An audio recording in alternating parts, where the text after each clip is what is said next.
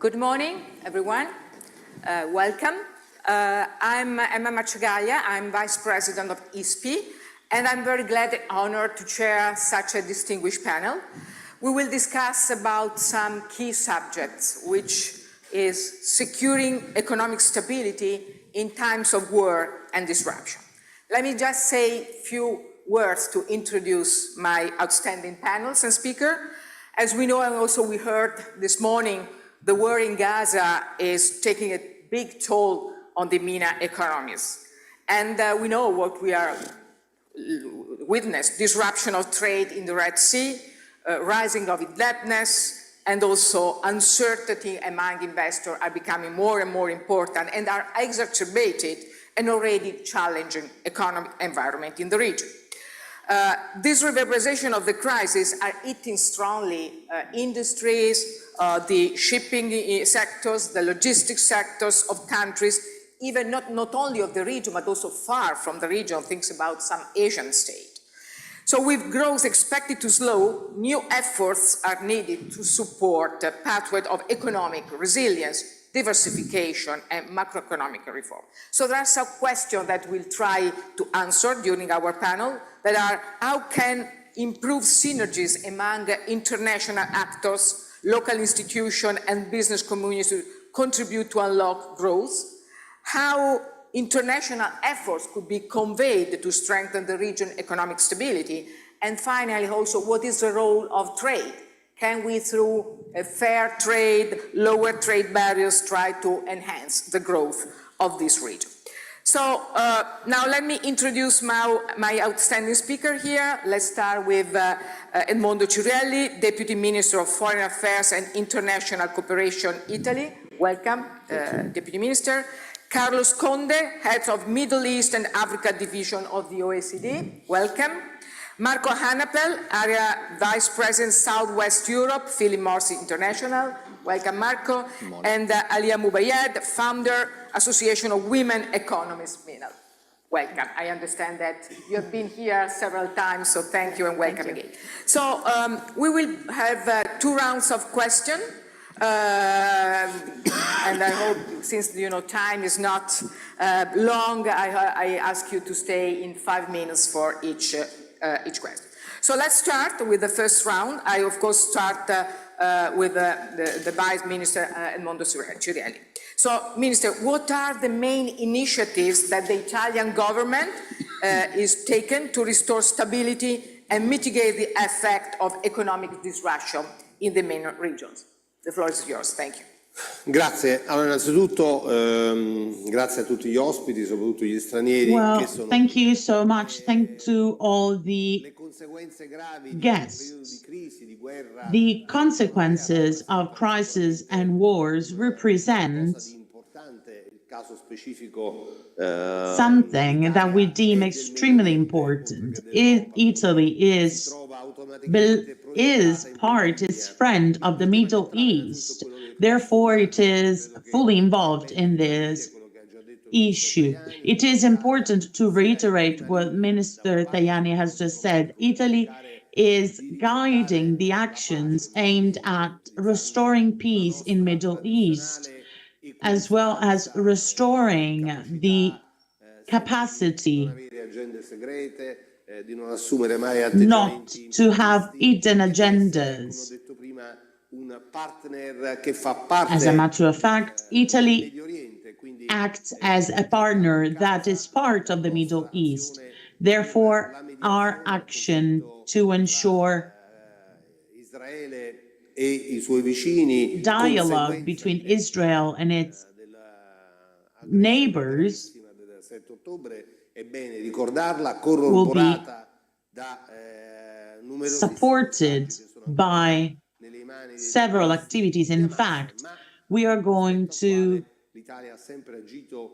act in order to release to have the hostages released. Italy has always acted in order to ensure proportional behaviors that are aimed at protecting innocent lives that shall never be included in conflicts. So we are working to ensure ceasefire in Gaza and in Lebanon. Italy has worked by means of the Food for Gaza and humanitarian aid for refugees. We have opened the cooperational pathway, the cooperating pathway. Italy and the other EU partners believe that the Aspides mission will stop the conflict.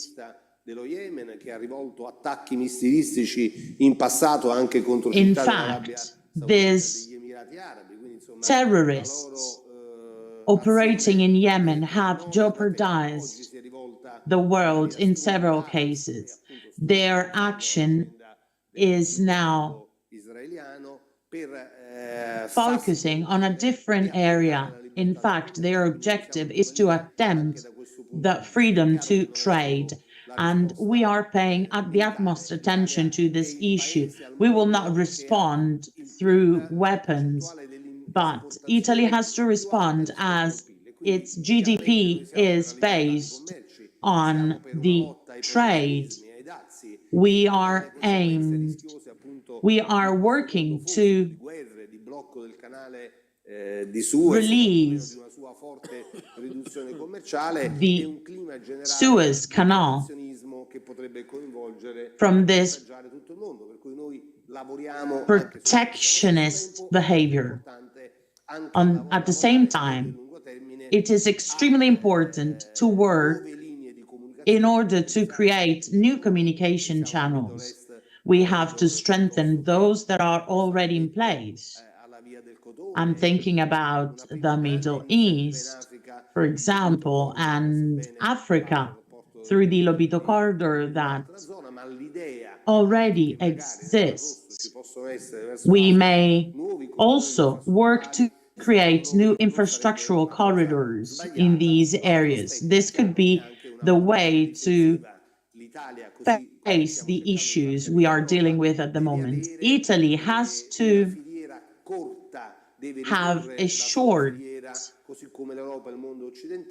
rispetto all'approvvigionamento di materie prime e da questo punto di vista, insomma, la chiave supply chain.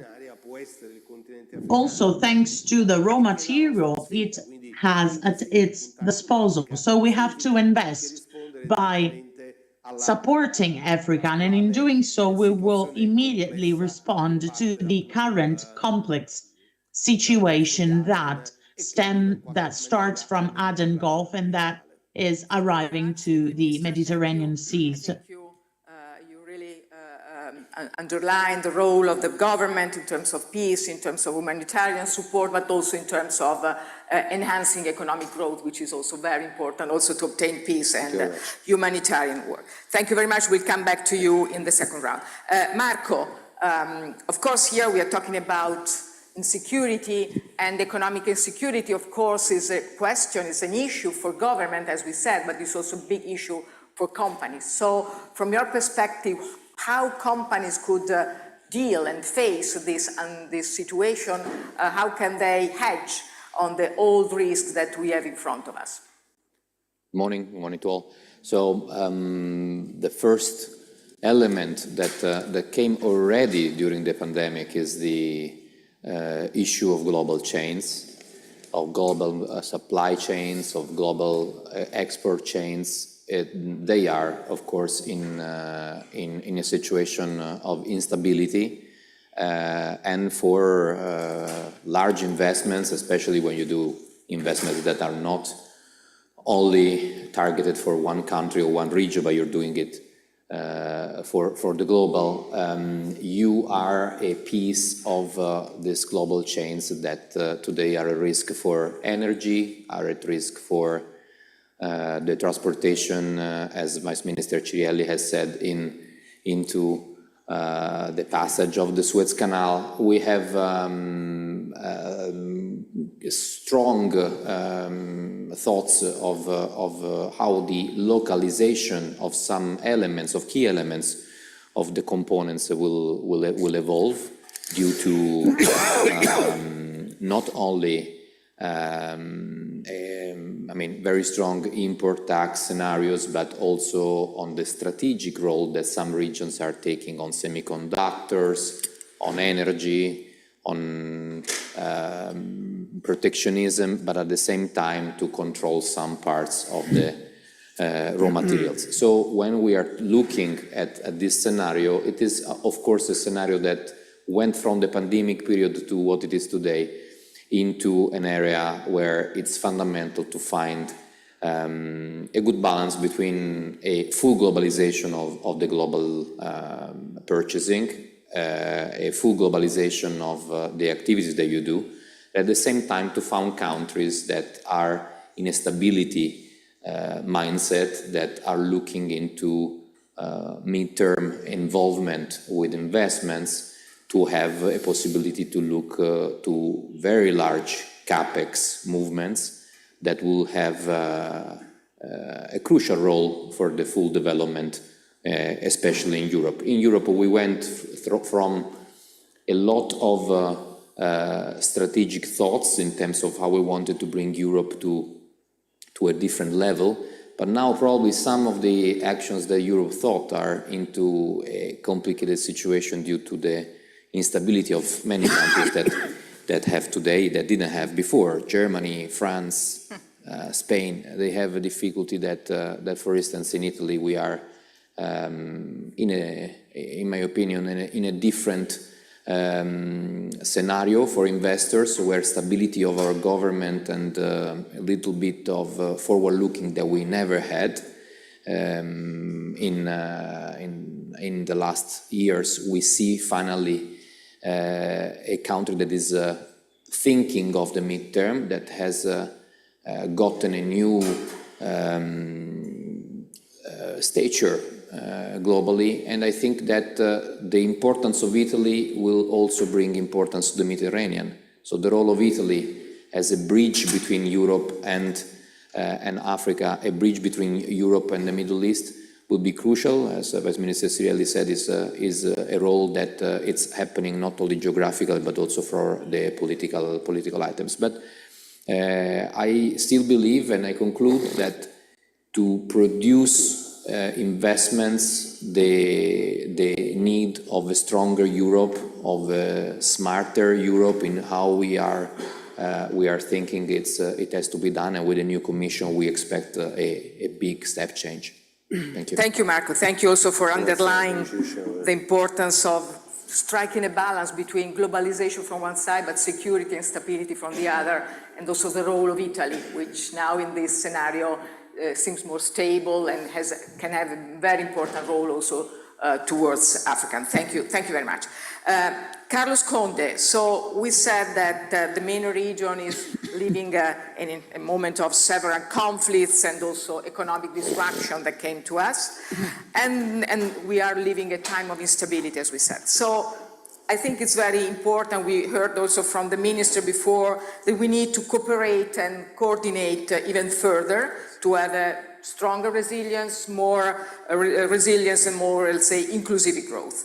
But I want also to underline that in the area, this is also a moment where some reforms are going on, and sometimes it's also important to underline it's not only war, which of course is very bad, we heard all the consequences, but this is a moment where also reforms are going on, and in some countries there are reforms to promote investments and to have a better situation. So, based on your experience, what more can be done to promote more prosperity and grow in the MENA regions?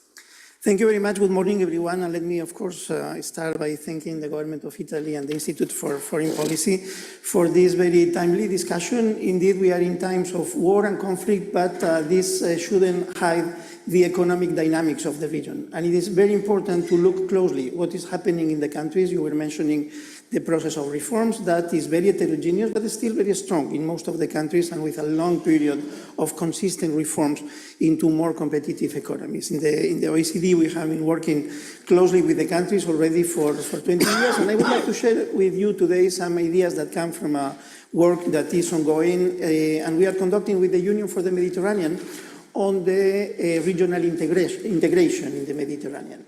Already in 2021, we published a first edition of the progress of integration, identifying some indicators that allow to see what is the dynamics of integration or disintegration in the region. We are completing now the second edition that will be ready in 25, and I think it's important to underline that there are strong bases to set up a policy agenda, a reform-oriented policy agenda that can have good economic impact.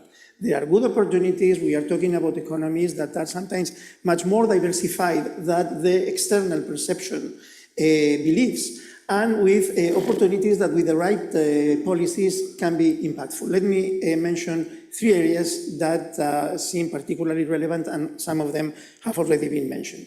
Investment and trade.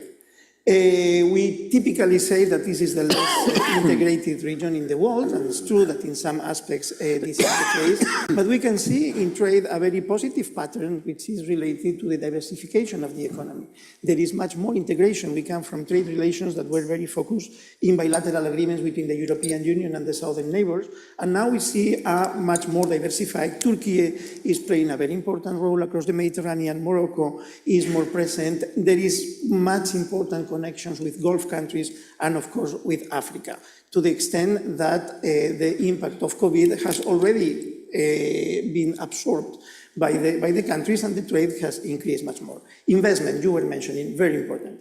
The region is below potential. If we compare with other emerging economies, much more investment could come to the region. But again, very important reforms are taking place, reforming the regulations, removing restrictions, improving the quality of the institutions. And something that I'm very glad also with having the private sector in our panel, it's very important to think into the economic future of the region hand in hand with the private sector.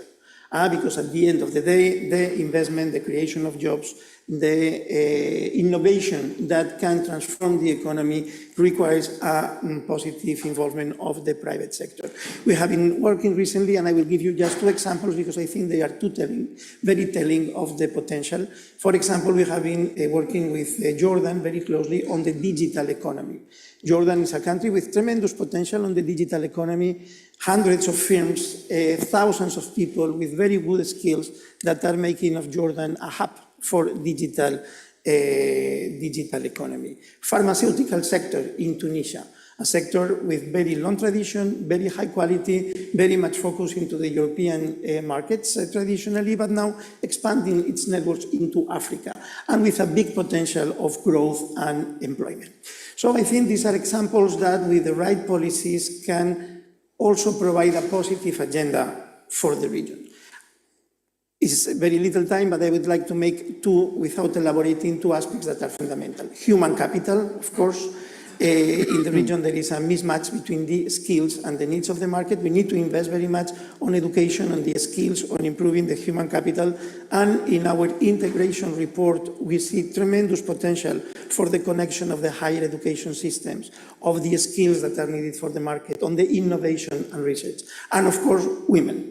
The empowerment of women and the participation of women in the economy can transform exponentially the performance of the region. Together, and this I stop here, of course, with the connectivity, the green transition, infrastructure, connecting the energy grids, connecting the infrastructure is also a precondition to try to build this virtuous circle of a good policy agenda that, despite the conflict, can set up more solid basis for economic development. Oh, thank you very much. Thank you to underline what still is needed in terms of education, women participation, but also underline that there are some strengths, pharmaceutical, digital, and other part which has to be strengthened, but there are some points in which we can have better results.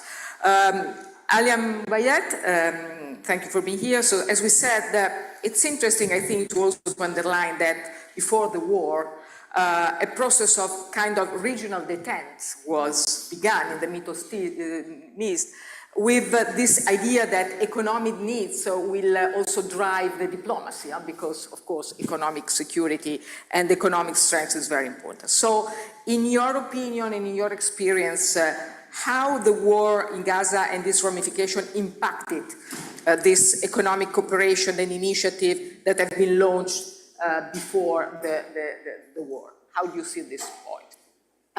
Thank you very much for this important question. And again, thank you for being here once again for this crucial dialogue.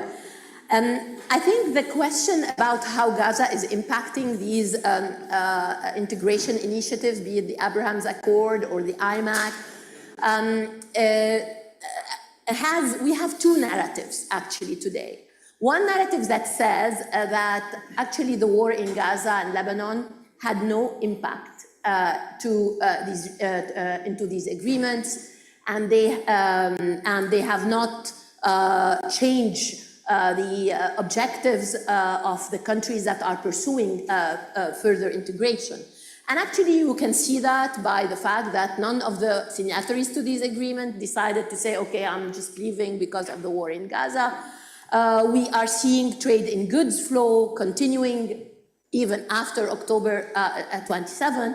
And some would say that the normalization process with Saudi Arabia is maybe delayed but not stopped. Mm-hmm. So there is this narrative that has been arguing that there is a potential for integration that has been delayed or pushed back by the war in Gaza, but that the agenda should still be here. And when I look at the number as an economist, I can exactly see that if we look at total trade between the participants, for example, of the Abraham's Accord, let's say, and Israel on the other side, we can see that overall trade has been concentrated. The drivers of this integration has been the relation between the UNE and Israel.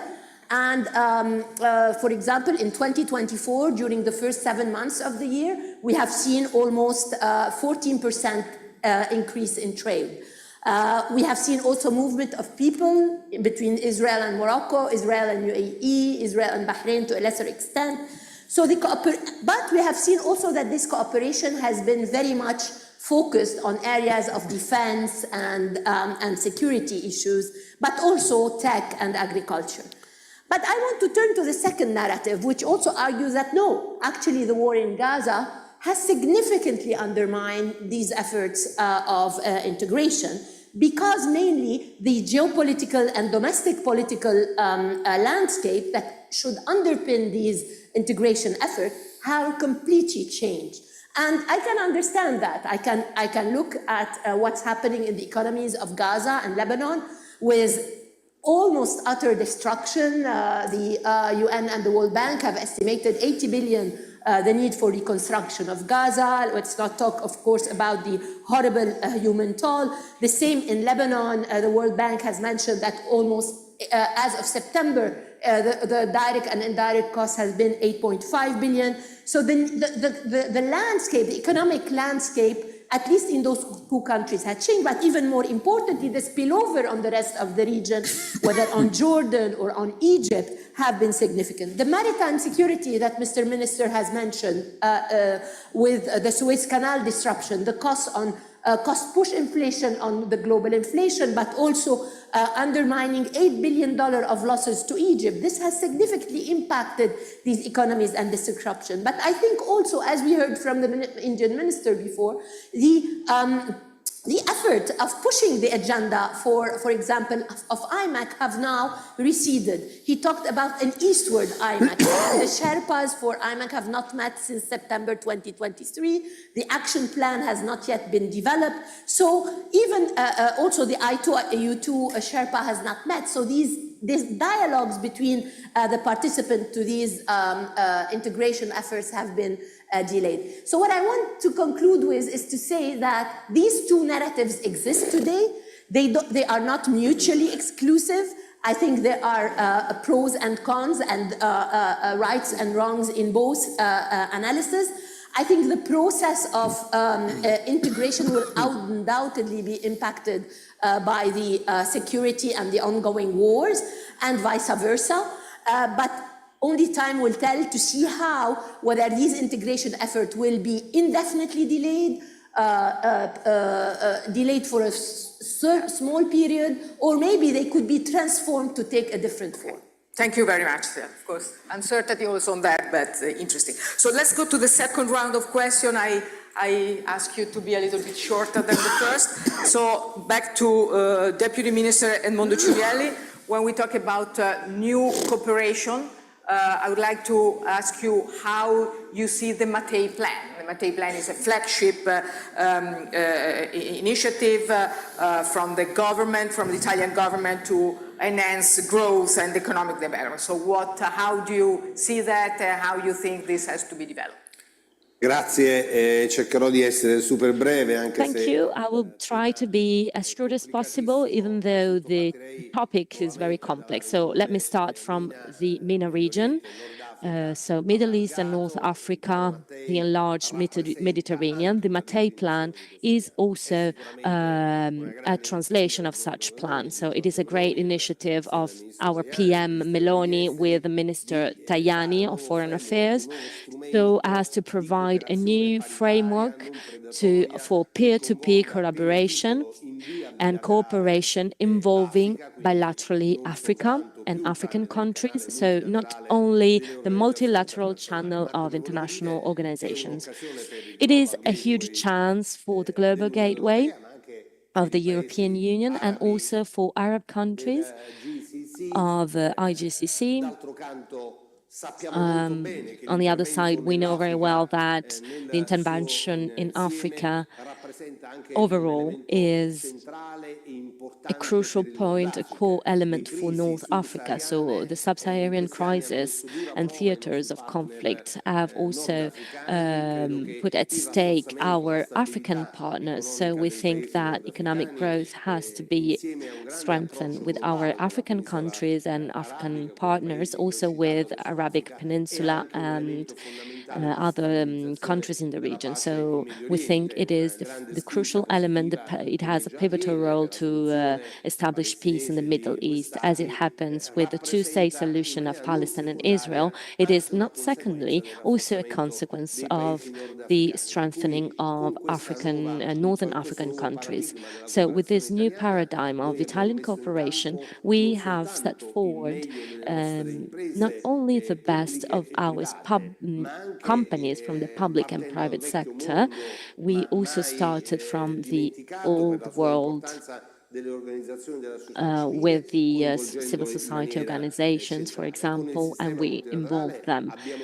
From a multilateral perspective, we asked for the support of UN agencies so that we can re-establish our intervention in Africa, not only with a co-decision process and co-participation process with African countries. So we finance UN agencies in Africa, and if actually they have a stance in Africa, we cannot get to somebody else home and say what they have to do. It seems something taken for granted, but lately we have forgotten that. Despite the huge amounts of flows, the huge amounts of money going to Africa, the Western world has always been financing 19% of the African continent. We have to realize and to acknowledge that we had no results. Stabilization in Africa is crucial for Europe, for the Arabic Peninsula, and for Europe in general, for Italy especially. Africa is not only a challenge, but is also a great opportunity. 60% of arable lands in the planet are located in Africa. 60% of energy resources from gas and renewable energies are in Africa. 60% of rare earths are in Africa. So Africa is a wealthy country and it also has a huge human capital.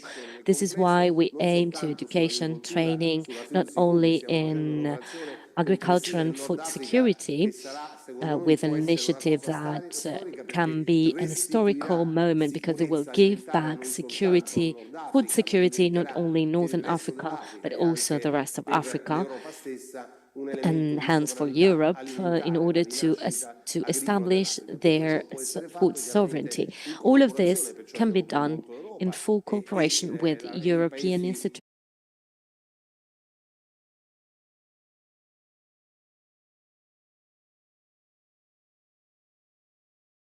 Relentlessly, so that youngsters in Africa can have a prosperous future. We are investing on businesses and new technologies so that from Africa they can contribute hugely to the stability of the region. So if Africa grows, Italy grows, Middle East grows, and vice versa. If things were not to turn for the good, all the stability and the economy is at stake, besides also global stability and security.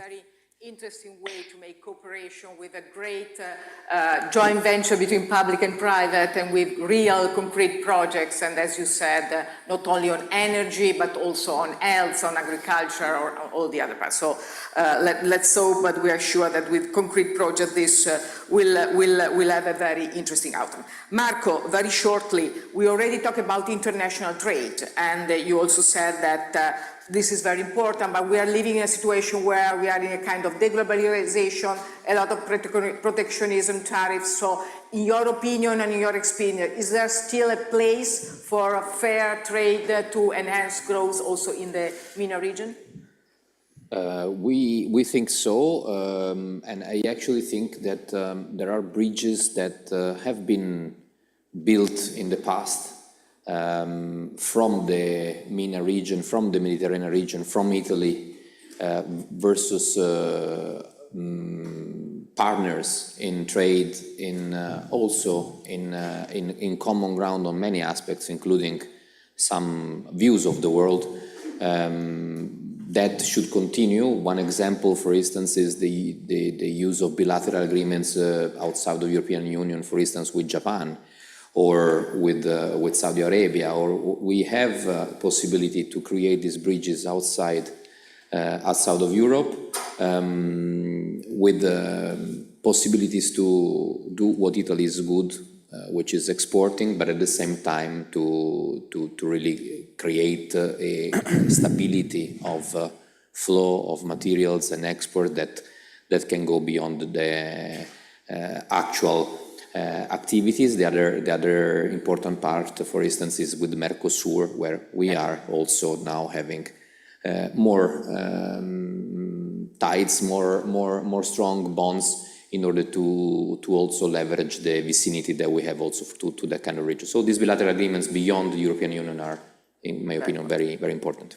Thank you very much. I agree with you. I think we have to keep an eye on trade and fair trade, otherwise, our growth will not be strong. Alia, we already talked about the fact that we are living in a situation where, the war from one side is impacting on the economy, but on the other side, integration is anywhere there. So in your opinion, what kind of reforms should be done and adopted to encourage the private sector investment and the financial development? Yeah, I mean, today we all know that the MENA region is one of the least integrated in terms of trade. And I mean, just to give you a number, it only represents 7.5% of total trade in the world. And even worse is really the very low level of intra-regional trade. So the reform agenda for private sector has to be built around, I think, obviously, three broad pillars. The first pillar has to do, to go back to the issue of war, with bringing back stability, right? Because no private investor will come to the region without seeing risk premia significantly go down. We are seeing the cost of insurance on companies trading through the Suez Canal, but also the cost of borrowing of companies that are based in the region is exposed. So getting stability and ceasefires and path to stability is key. Second is the reform. And in the reforms, there are the trade policy reforms. This is a region where both tariffs and non-tariff barriers are among the highest in the world, and we need to bring these down. The cost of logistic is also relatively elevated, except in the GCC. So bringing infrastructure back to the level that help reduces trading costs is extremely important. all the regulatory reform, most important of which is reducing all the licensing necessary for private sector, whether it's domestic or international, to access the market is important. And this is all the sort of state-owned enterprises reform agenda, because many of the economies, including in the Gulf countries, are dominated by government or government-related entities. Now, the Gulf countries have gone a long way in terms of putting a lot of solid corporate governance, and now we are seeing starting IPOing a lot of these companies. We have to see the same in the non-GC countries, particularly in Egypt, in Tunisia. And I think the last one is really about human capital, because I think, and we heard it before, this is a region where educational level, particularly now after the war, this is the area that will suffer the most. Yeah.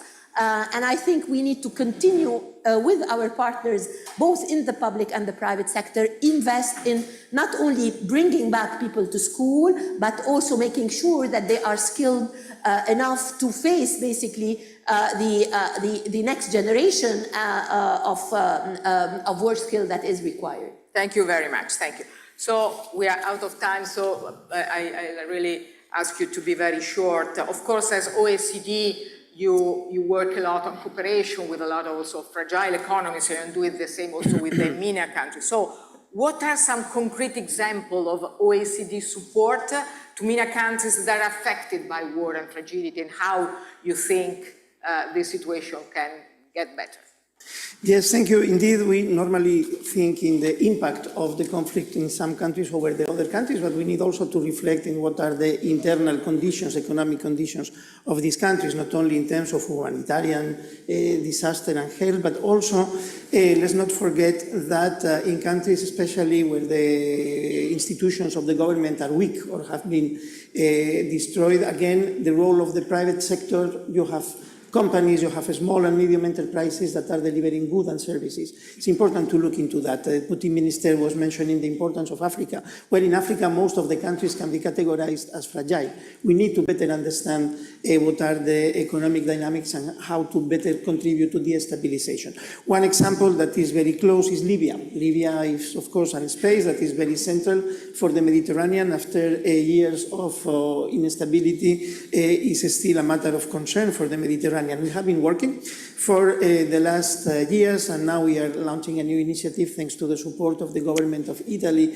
And our work is concentrated on working with the private sector to better measure what are the different sectors that have a potential, what is the economic structure, what are the challenges in terms of access to finance, access to markets, the skill, the necessary regulations. We have been working, for example, with the banking system, with the digital, with the agro-food. And in all these cases, we are also working in Yemen and other countries. There is always important thinking in the conditions of reconstruction since the very beginning. You cannot just live for the political solution, paying economic attention to the situation of the countries. On the contrary, trying to build stronger economic conditions can be an important contribution to the peace. Thank you very much. So thank you to our speakers. I hope you find it interesting. We'll try to go a little bit deeper